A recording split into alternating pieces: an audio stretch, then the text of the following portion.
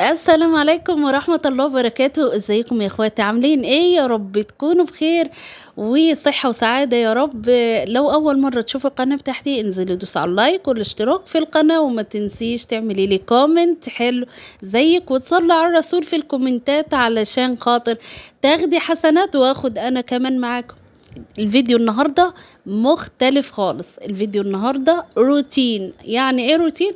يعني روتين هنعمل اوضة الولاد النهاردة، وما ادراكم اوضة الولاد. اوضة الولاد متكركبة متدمرة، هنعملها النهاردة وهنرتبها النهاردة كل صوت وصورة، وكمان هنعمل الاكلة الحلوة اللي انتوا شايفينها دي بس من غير تفاصيل علشان الفيديو ما يطولش عليكم. طبعا الاكل ده انا منزلاه على القناة قبل كده، بس معانا النهاردة روتين واكل. اللهم صلي وسلم وبارك على سيدنا محمد. حبيبتي لو اول مرة تشوفي القناة انزلي دوسوا على اللايك والاشتراك في القناة علشان خاطر يوصل لكم كل جديد، واراهنك ان شاء الله ان شاء الله هتستفيدي من كل فيديو انا هنزله. لازم اي فيديو انزله حبيبتي انا بنزل فيه معلومة جديدة. تعالوا نشوف الفيديو بتاعنا بيتكلم عن ايه ويلا بينا. السلام عليكم ورحمة الله وبركاته. ازيكم يا اخواتي؟ عاملين ايه؟ يا رب تكونوا بخير. النهاردة الفيديو طبعا مختلف خالص. النهاردة هنعمل روتين وان شاء الله الروتين بتاعي يعجبكم باذن الله. بس قبل ما نخش على الروتين بتاعنا انزلي دوس على اللايك وعلى الاشتراك في القناة، وما تنسيش تصلي على الرسول عليه الصلاة والسلام علشان خاطر تاخدي حسنات واخد انا كمان معاكي. النهاردة الروتين معانا مختلف خالص. يعني انا خلصت الصلاة زي ما انتم شايفينها كده، بس انا النهارده هعمل روتين في اوضه الولاد. وما ادراكم اوضه الولاد، انا عندي البنات ما شاء الله الاوضه بتاعتهم بيشتغلوا فيها بنفسهم. يعني بيصحوا من النوم كده ويشوفوا ايه اللي عايز يترتب وايه اللي عايز يتعمل في الاوضه وبيعملوها على طول. تعالوا بقى هوريكم الكارثه المصيبه اللي هي مثلا اوضه الولاد. تعالوا نشوف اوضه الولاد وشكل اوضه الولاد عامله ايه.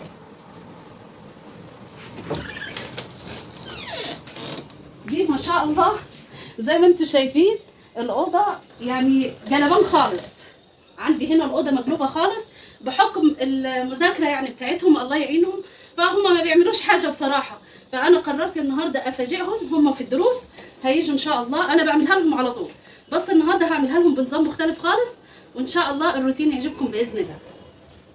اوكي كده. النهارده يا اخواتي اول حاجه صلي على محمد. هحاول اشيل المفارش بتاعت السرير ده خالص علشان اغير. ما يجيش وانا مطيب. تعالى على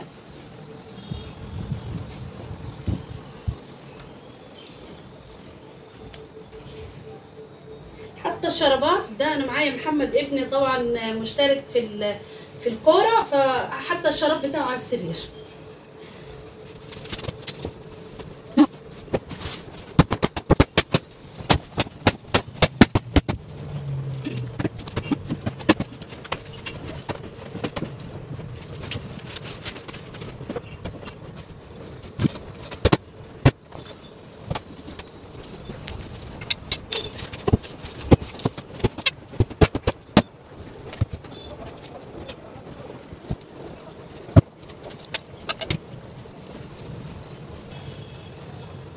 طبعا هاخد الهدوم دي واوديها طبعا على الغسالة.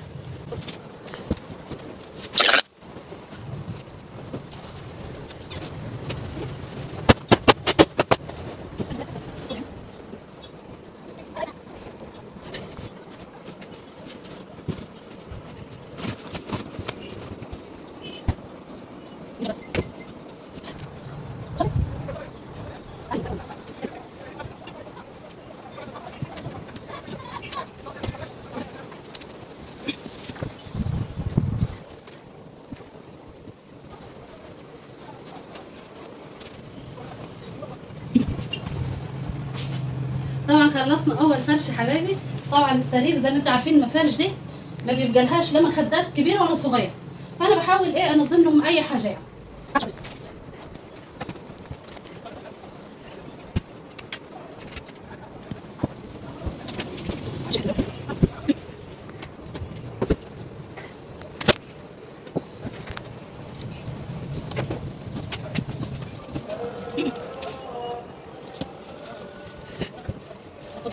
طبعا هنا خلصت يا حبايبي السراير، وطبعا تروسات زي ما انتم شايفينها كده، يعني بيجي منظرها ما شاء الله حلو احسن من الاول. طبعا هنغير الستاره، طبعا هننزل الستاره دي ونركب واحده.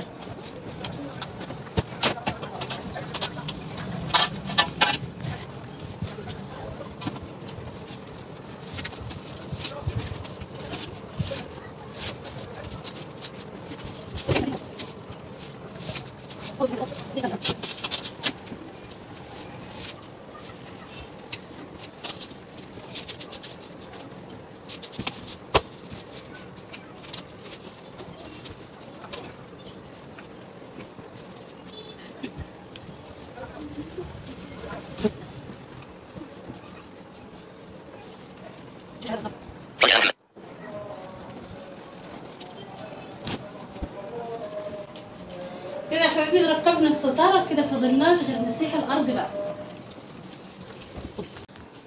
خلاص كده يا اخواتي هنخش في مرحله الكنس والمسيح ان شاء الله. يا احلى حاجه في الاوضه، يعني زي ما انتم شايفين، هات على الارض كده يا حنين، زي ما انتم شايفين الارض ما شاء الله، يعني ايه، ما فيش لا ورق ولا زباله ولا، هات عليا، فيش لا ورق ولا زباله ولا اي حاجه، يعني دي احلى حاجه في الاوضه. لكن هم مكان على اللبس يركنوا هنا ويسيبوه هنا، دي اقصى حاجه يعني.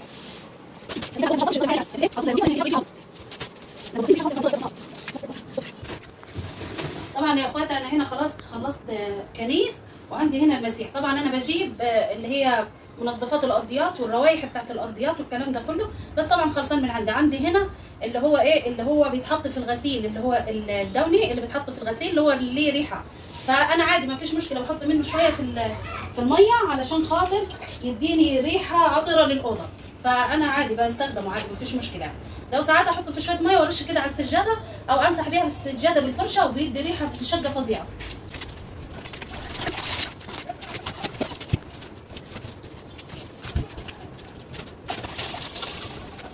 من احسن العصيان اللي استخدمتها للمكانس او للمسيح او اي حاجه.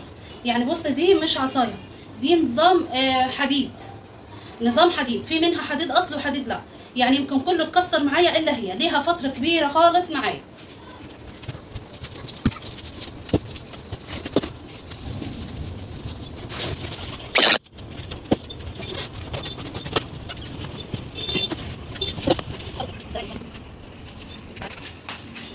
كده يا حبايبي انا خلصت الاوضه زي ما انتم شايفين ما شاء الله، نطفت. وهاتي يا حنين على الترابيزات، هاتي على الاوضه كلها كامله. انت تعالي كده وهاتي عليها كده. زي ما انتم شايفين انا كده خلصت الاوضه، يعني اديكم شفتوها قبل وبعد. فانا مش حابه افرش حاجه في الارض، لان زي ما انتم عارفين الجو حر خالص، فانا بحب اسيبها كده مش مفروشه. ساعات بفرشها وساعات لا، بس هي كده يعني هخليها كده عشان الجو زي ما انتم عارفين الجو حر. تعالوا النهارده اوريكم انا عملت لهم ايه اكل بدري، فتعالوا نكمل الفيديو واوريكم عملت لكم اكل فظيع. عملت بطايه وعملت الفطير اللي هو الدبداب، علشان محدش يفهم ان اللي هو الفطير المصفط والكلام ده، لا الدبداب بالتجليه بتاعته وبالبطايه. وما شاء الله الاكل كان النهارده تحفه، بس انا خلصته طبعا بدري. هتقولي لي ليه ما صورتيش الكلام ده؟ هقول لك على القناه بتاعتي انا منزله لكم البطه من الالف للياء، بالحشو بتاعها، بالتتبيله بتاعتها، بكل حاجه. طيب والفطير برضو، والفطير منزلاه برضو على القناه. انزلي على القناه وانزلي على الفيديوهات بتاعت القناه، هتلقي الفيديو بتاع البطه وهتلقي الفيديو بتاع الفطير عندك على القناه. فانا ما حبيتش اطول عليكم الفيديو، وريتكم روتين صغير خالص، ويلا بينا نشوف عملنا ايه اكل من شويه. بس ما تنسوش يا حبايبي تضيفوا القناه وتعملوا لها مشاركه وتعملوا لها اشتراك وتعملوا تعليق حلو، لان انا والله بتعب جدا في الفيديوهات ونفسي قناتي تظهر. انا بجد نفسي قناتي تظهر، ومش هتظهر غير بيكم انتوا. والله انزلوا على الفيديوهات بتاعتي هتعجبكم خالص، وانا بتعب فيها جدا جدا، بس كل يهون علشان خاطركم. ما تنسوش اللايك والاشتراك في القناه، وتسيبي لي تعليق وكومنت حلو زيك. يلا بينا نشوف بقيه الفيديو.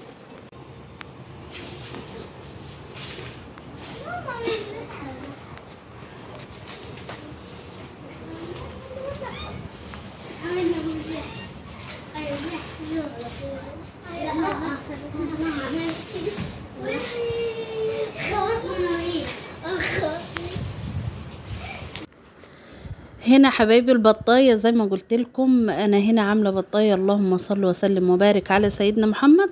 بطايه كبيره وحجم كبير طبعا. وانا هنا كنت حاطه طبعا خلاص الحله بتاعتي، وحاطه فيها ورق اللورا والحبهان، وحاطه فيها كل التوابل بتاعتي اللي انا بضيفها طبعا في اي شوربه زي ما انتم عارفين. وهنا حشيت البطايه وحطيتها في الميه معايا اول ما غلت.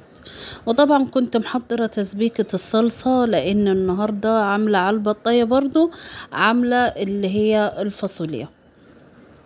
طبعا هنا اول ما حطيت البطة خلاص انا هغطي عليها واسيبها لغاية ما تستوي. عندي هنا اللهم صل وسلم وبارك على سيدنا محمد. طبعا زي ما انتم شايفين الصلصة بتاعتي وجمالها يمكن اهي باينة في الفيديو.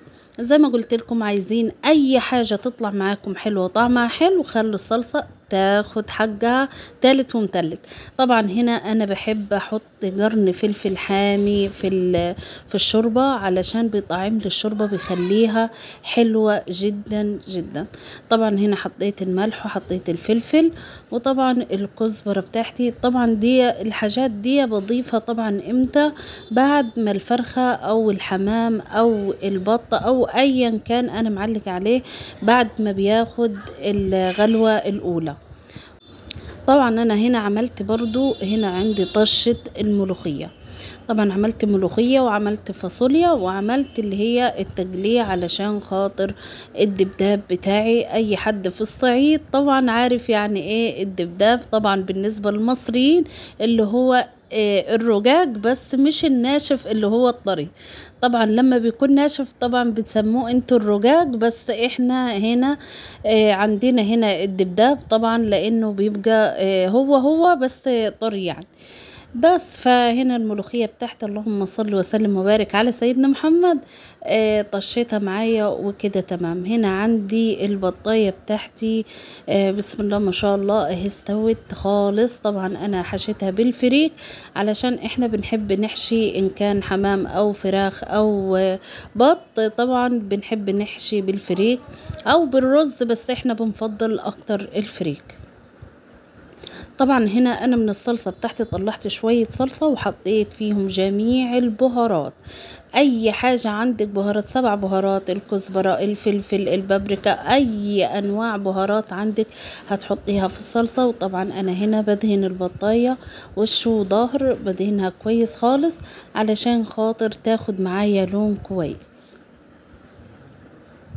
طبعا ولازم لابد من الصلصة، لما تحط الصلصة تحط فيها شوية زيت علشان خاطر الزيت دي بيدي طراوة معايا للبطة، ما بيخليهاش تنشف معايا، وبيديها اللون حلو خالص، بيديك اللون بسرعة، ما بيخليهاش تاخد وقت ان كان في الفرن او يعني ما بيخليهاش تاخد وقت، وقلة الوقت ده بيخليها تحمر بسرعة ومن غير ما تنشف.